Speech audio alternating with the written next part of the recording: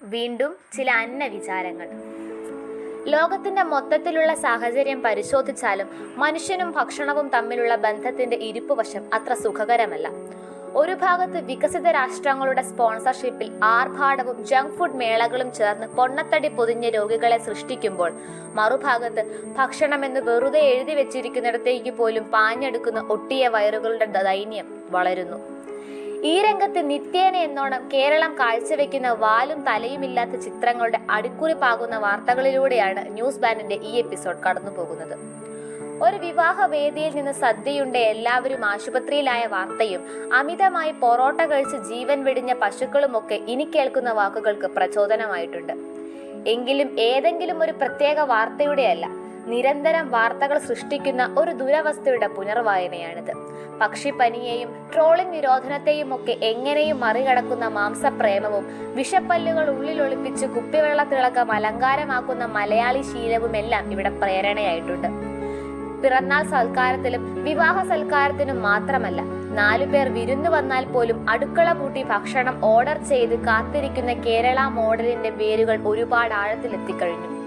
ഭക്ഷ്യവസ്തുക്കൾ ചുട്ടും കരിച്ചും പുകച്ചുമെല്ലാം പുതിയ കോണ്ടന്റുകൾ അവതരിപ്പിക്കുന്ന വ്ളോഗർമാരുടെ സോഷ്യൽ മീഡിയ അടുക്കളകൾ മലയാളിയുടെ തനതു ഭക്ഷണശീലങ്ങളെ മുച്ചൂടും ഇല്ലാതാക്കുന്നതിൽ വലിയ പങ്കുവഹിക്കുന്നുണ്ട്. ഏതറ്റം വരെ പോയും എല്ലാം ഒരിക്കലെങ്കിലും രുചിച്ചു നോക്കിയില്ലെങ്കിൽ ജന്മം പാഴ് എന്ന മുന്നറിയിപ്പാണ് ഇവരുടെ തമ്മേലുകളിൽ നിറയുന്നത്. നമ്മുടെ ദേശീയ ഭക്ഷണമായ പൊറോട്ടയും ബീഫും വിറ്റഴിക്കുന്ന തട്ടുകടകളും പച്ചക്കപ്പ കൊണ്ട് കഞ്ഞിയുണ്ടാക്കുന്ന കളിനറി മാജിക്കിന്റെ കേന്ദ്രവും വരെ ബ്ലോഗർ പട കേരളത്തിൽ അങ്ങോളം ഇങ്ങോളം നടന്ന് ചിത്രീകരിച്ച് അപ്ലോഡ് ചെയ്തു കഴിഞ്ഞു. റേഷൻ കടയ്ക്ക് മുന്നിൽ അരി വാങ്ങാൻ മൂക്കുപൊത്തി ക്യൂ നിന്ന മലയാളിയുടെ കഥ അത്ര പഴയതൊന്നുമല്ല.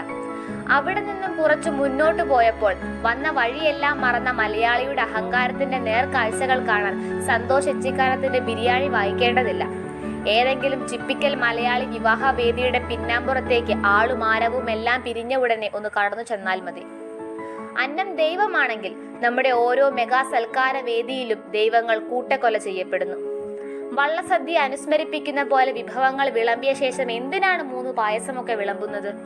മുട്ട, ചിക്കൻ, ബീഫ്, മീൻകറി, അച്ചാറുകൾ, ഐസ്ക്രീം. വല്ലാത്തൊരു കോമ്പിനേഷൻ തന്നെ. അടുക്കളയുടെ കഴുത്തു ഞെരിച്ചുകൊണ്ട് നമ്മൾ മുക്കിന് വളർത്തിവിട്ട കേറ്ററിംഗ് സ്ഥാപനങ്ങൾ മിക്കവയും മാലിന്യ സംസ്കരണം എങ്ങനെ നടത്തരുത് എന്നതിന്റെ മികച്ച മാതൃകകളാണ്. ഇവയൊക്കെ നന്നാവണമെങ്കിൽ നമ്മുടെയൊക്കെ മനസ്സിലെ മാലിന്യങ്ങൾ ആദ്യം സംസ്കരിക്കപ്പെടണം.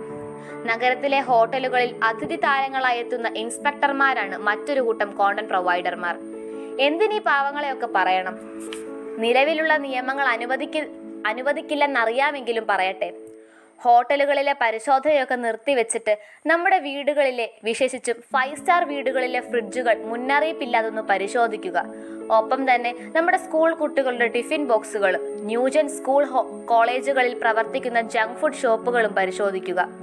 ഹോസ്പിറ്റൽ, ഫാർമസ്യൂട്ടിക്കൽ ഇൻഡസ്ട്രി ഫ്രണ്ട്ലി മാത്രമായ നമ്മുടെ ഭക്ഷണ സംസ്കാരത്തിന്റെ പുത്തൻ വേരുകൾ എവിടെയെന്ന് വ്യക്തമാകും.